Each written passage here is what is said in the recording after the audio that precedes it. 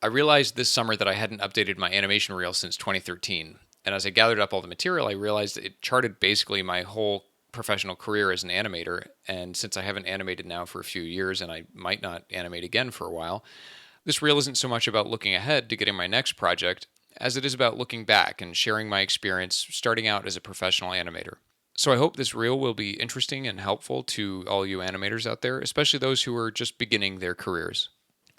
I made my last reel around the time I moved from New York to LA, and basically that reel covered my student film, Head Over Heels, a few student exercises, and the one freelance gig I had been able to pick up in New York. I was calling myself a freelance animation director, and after Head Over Heels was nominated for an Academy Award, I was calling myself an Oscar-nominated freelance animation director. But the truth was I was paying the bills with SAT tutoring in Long Island. So after 2 years in New York, trying and for the most part failing to freelance in animation there, I moved to LA. And 10 days later, I had a full-time job as a character animator, which is why I tell everyone starting out in animation that step one is moving to LA. I landed on a movie called Anomalisa, and my timing was lucky because a bunch of the animators had just jumped over to the new season of Robot Chicken, and Anomalisa had to fill those positions. So even though this was my first real gig, I started as a character animator. And you can divide most character animation into two types of shots, the acting shots and the action shots. Most animators are better at one type than the other. And then there are the animators who are great at both acting and action, and the rest of us secretly hate those people. I'm definitely an acting guy, so most of my shots were dialogue scenes like this one between Michael, Lisa, and Emily. Michael's a public speaker on customer service, and Lisa and Emily came here from Akron just to hear you speak. So when he shows up at their door, it's like they're meeting a celebrity. And so now Lisa and Emily have a goal. Keep Michael here, keep him talking, don't let him leave. I did the Lisa and Emily shots in this scene, and I learned a lot animating two characters who have the same goal, but pursue it in different ways. For a shot like this, the animator's jumping off point is the vocal performance. So here's Jennifer Jason Leigh as Lisa and Tom Noonan as Emily. Unless he's hiding under the bed. we think you're super brilliant. We both read your book. Oh, yay for your book! So Emily is trying to appear professional and intelligent, worthy of Michael's time, whereas Lisa is trying to keep Michael there purely by sheer enthusiasm, not worrying about how she comes across. And what's great about that dynamic is that both characters have the same goal, but their tactics are actually at odds and creating conflict. Emily wants to look sophisticated, but Lisa is ruining it.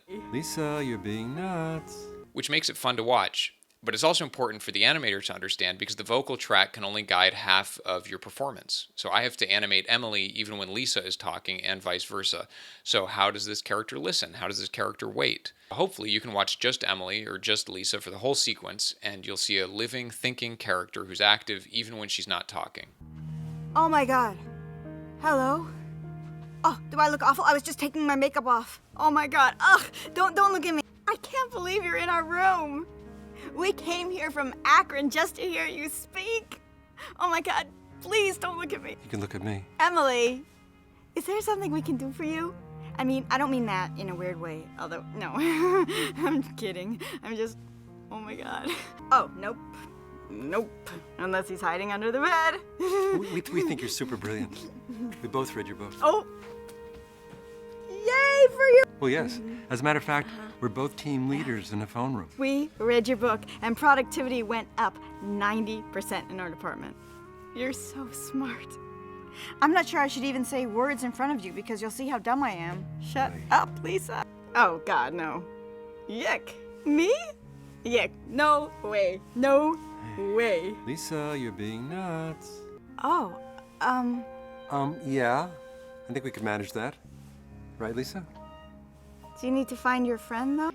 Oh, my goodness. Thank you so much. I'm blushing. Yes. Thank you so much. I'm blushing, too. Animators are actors, and animation is performance. And what I love about that is that if I were a live-action actor, I would never be cast as the flirtatious blonde. But on Anomalisa, I got to do a lot of that every time I animated Emily. Here's another scene. This time I animated all three characters. I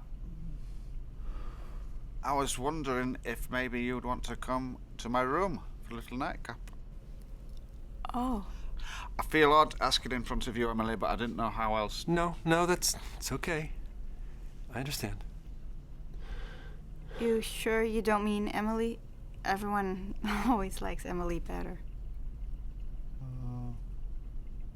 Ugh, this is awkward. I'm going to the room, Lisa. I'll see you later, maybe. Have fun. I came here with you. I'm not gonna just abandon you. Oh, don't be an idiot, Lisa. He's gorgeous. Yeah? It's okay? Have fun. Night. On Anomalisa, our quota was 2 to 3 seconds a day per animator.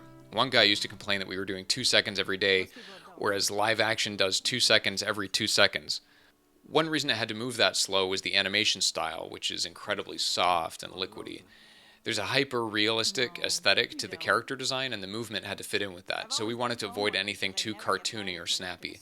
And that meant that we were doing these incredibly tiny increments, oftentimes with wire armatures. And so with a puppet that's about a foot tall, an increment like this one is a fraction of a centimeter. And to get this kind of increment, I would just lightly brush the puppet with the edge of my finger, like caressing a little sleeping baby. And then I would check Dragon Frame to see if I'd actually moved the puppet. And if not, I would just brush the puppet again and then check Dragon Frame. To get the characters to breathe, we would just lightly move the fabric of their clothes to make it look like the shoulders were rising and falling. I don't like to talk about it. May I kiss you there? On top of that, the visual style of Anomalisa includes a lot of long single takes. Some of them are longer than 2 minutes. And at 2 seconds a day, that means that some of these shots took 3 months to animate. Oh my god. Oh my god, no. And doing that kind of animation for a year really gets into your head. So when I rolled off, I was really hungry to do the cartooniest thing I could find, which led me to Armacrog and eventually a few other projects too. But more on that in the next part. If you enjoyed this and you want to see more, check out some of the other videos I have on my channel, and don't forget to subscribe. Thanks for watching.